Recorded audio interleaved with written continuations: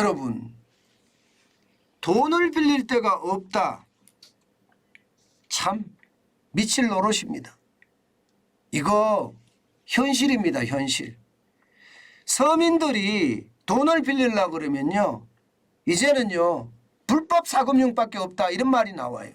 불법 사금융밖에 없다. 저만 하더라도 자영업자잖아요. 돈 못 벌립니다.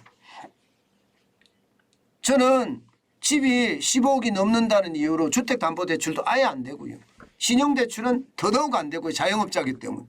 도대체 어떻게 살으라는 거죠? 그럼 어디 가서 돈을 빌리라는 거예요? 저축은행 안 빌려줍니다. 게다가 저축은행까지 내려가면 신용도가 또 엉망이 됩니다. 예, 대부업체 가서요 안 빌려줍니다. 거기도 담보를 요구하는데 예, 진짜 심각하죠. 15% 20%로 대출을 하면 그거 생존할 수가 있을까요? 못 빌리죠. 그러니까 이게 진짜 어려운 사람들은요 지금 결국 불법 사금융 사채로 넘어갔네. 사채로. 여러분 이거 한번 보세요. 5년새 대부업체 고객 감소율이 무려 말입니다. 55.2%예요. 55.2%. 와 진짜 어마어마하죠. 어마어마합니다. 이게 문재인 정부가 어떤 짓을 했는지 예, 이것을 보면 정확히 알 수가 있습니다. 여러분 보세요. 2016년에 250만이었던 대부업체 고객이 2021년에는 112만으로 줄었습니다. 2022년은요 더 줄게 생겼습니다. 왜냐하면요 리드코프 같은 데가 이제 대출을 안 해주겠다. 대출을 최소로 하겠다. 이렇게 이야기하고 있거든요. 예, 그만큼 말입니다. 자금을 조달할 때도 없는 거고 또 빌려줄 돈도 없는 거예요. 게다가 위기 하니까 서민들은 더 위기거든요. 그런데 서민들한테 돈 빌려줬다가 떼기 십상이니까 어떻게 되겠습니까? 이게 빌려주질 않는 거죠. 옛날에는 떼도 괜찮다 이렇게 생각해요. 왜?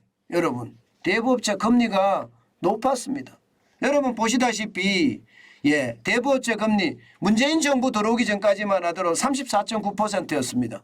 근데 문재인 정부 들어와서요 한꺼번에 34.9%를 7%포인트를 내려서 27.9%로 내렸습니다. 예. 그리고 나서 2018년에는 24%로 내렸고요. 2021년에는 20%로 내렸습니다. 20%로. 여러분 이게 문제가 되는 게 뭔지 아세요? 뭐 금리를 무조건 내리면 좋다. 좋죠. 이게 포퓰리즘이거든요. 포퓰리즘. 그러면 지금 예 이재명 더불어민주당 대표는요 법정 최고금리를 10%까지 내리겠다고 그래요. 10%까지. 그러면 여러분 대부업체가 어떻게 될까요? 다 망해요. 없어지는 거. 대부업체라는 게 일거민권에서 돈을 빌려다가 그 돈을 갖고 이자 장사하는 데가 대부업체거든요. 예. 그런데 요즘 같을 때 여러분 20%의 금리를 받아서는요 돈을 빌려줬을 때 떼일 확률이 높은데 떼일 확률이 높은 걸 감당하기가 쉽지 않다는 거예요. 떼이면 결국 손해본다는 거예요. 손해. 그러니까 대부업체들이 지금 너나 할 것 없이 자꾸 사라지고 있어요. 대부업체들이.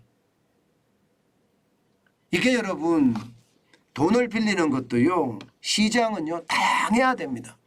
일금융권에 뭐 4% 5% 빌릴 때도 있는 거고요. 예, 이금융권 저축은행 같은 데서 7% 8% 빌릴 때도 있는 거예요. 예, 그리고 좀 더 가면 뭐 보험회사나 카드론 회사에서 한 10% 15%도 빌릴 수 있는 겁니다. 그리고 최악의 경우 대부업체 가서 20% 금리로도 빌릴 수 있는 거예요. 이렇게 시장은 다양하게 만들어 놔야 됩니다. 다양하게. 시장이 획일적으로 만들어질 수가 없어요. 예, 이게 경제를 모르는 예, 바보들이 결국 말입니다. 시장을 획일적으로 만들어 버렸어요. 시장을 획일적으로 만드니까 여러분 대부업에서 돈을 빌리라 그러면 이제요 담보 제시합니다. 담보 요구합니다. 담보 뭐 줄 겁니까? 담보 요구합니다. 왜냐하면 담보를 요구 안 할 수가 없기 때문에 이자가 예, 문재인 정부 이 시점에 7.9%가 떨어졌잖아요. 7.9%. 27.9%가 20%가 됐으니까요. 그러니 대부업체가 운영할 수가 없는 거예요. 운영 자체가 불가능해요. 운영 자체가. 이게 만약에 이재명 더불어민주당 대표의 말대로 10%까지 가잖아요. 그러면 여러분 이게 법정 최고금리로 10%를 가면 제가 봐서는요. 시장이 완전히 무너질 겁니다. 대부분 당연히 무너지고요. 예. 저축은행 안 무너질까요? 전 저축은행도 못 버틴다고 봐요. 카드산 아예 버티지 못하고요. 카드 요즘에 여러분 카드론이 금리가 얼마 되는지 아세요? 예, 카드론 같은 경우가 좀 쌀 때가 12% 13%고요. 카드론이 비싸면 17%까지도 있습니다. 17%까지도. 17%까지도 있습니다. 이게 카드론이거든요. 근데 이게 법정 최고금리를 10%로 낮춘다? 불가능한 얘기. 아니 이게 빚이 있는 사람들 입장에서는요. 아니 20%를 10%로 낮춰주고 27.9%를 20%로 좋다고 박수를 치죠. 그런데 다시 돈을 빌리려고 들면 못 빌리는 거예요. 다시 돈을 빌리려고 들면요. 이런 걸 몰라요. 그러니까 내가 지금 당장 급한 것만 아는 거고요. 시장이 앞으로 어떻게 변화가 되는지 여기에 대한 관심이 없습니다. 실제 말입니다. 이렇게 해놓으니까 서민대출은 어디에도 문전박대입니다.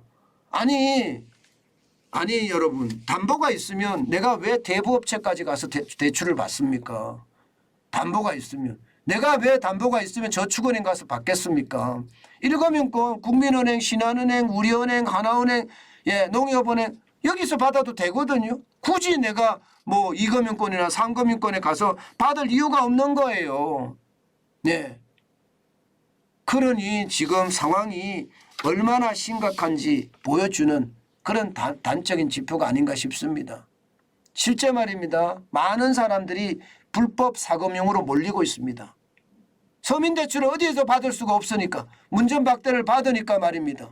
여러분 결국 말입니다. 보세요. 2014년에 불법 사금융 상담 신고 건수가 11,201건이었습니다. 2021년에 9,238건이죠. 굉장히 많이 늘어나고 있습니다. 2017년 5,937건입니다. 그러던 것이 이게 2019년에 4,986건이었거든요. 이제는 점점 더 늘어나는 거예요. 2021년에는 9,238건까지 늘었고요. 앞으로 더 늘 거라는 거예요. 앞으로 더 늘 거다.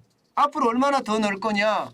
여러분 지금 보면 올해만 하더라도 1분기예요. 1분기만 2,068건이에요. 2,068건. 아마 더 늘어나지 않나 이렇게 생각이 들고요. 이게 불법 사금융으로 가면요.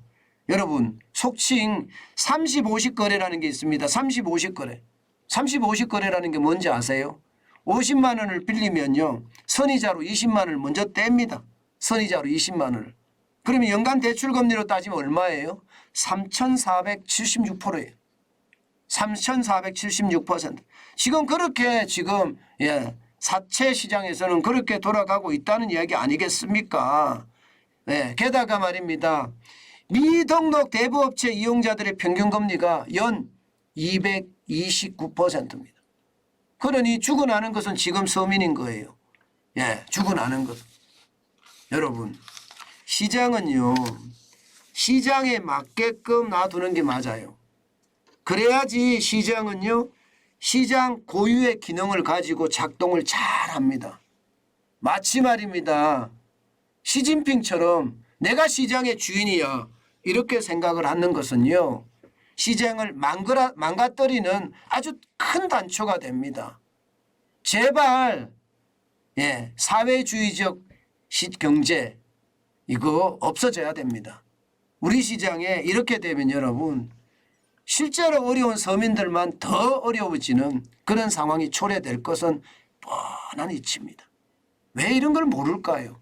왜 이게 포퓰리즘적으로 생각을 하고 이게 실제 대부업에서 대출을 받은 사람 뭐 카드론을 받은 사람 이런 사람 입장에서는 낮춰준다고 좋아하지만 이게 낮춰주면 대출 회수가 빨라지고요. 그리고 다음 대출을 받을 때는 담보를 요구하든가 그렇지 않으면 대출을 안 해주는 악순환이 되거든요. 선순환이 아니라. 그런데도 이런 것을 우리가 정확하게 모르기 때문에 대출 이자 내려주니까 좋네 이렇게 나간단 말입니다. 절대 여러분 포퓰리즘에 넘어가지 마세요.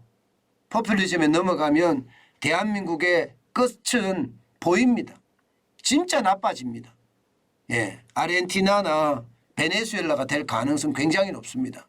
포퓰리즘 반드시 배격해야 됩니다. 그래야만 대한민국 경제가 삽니다.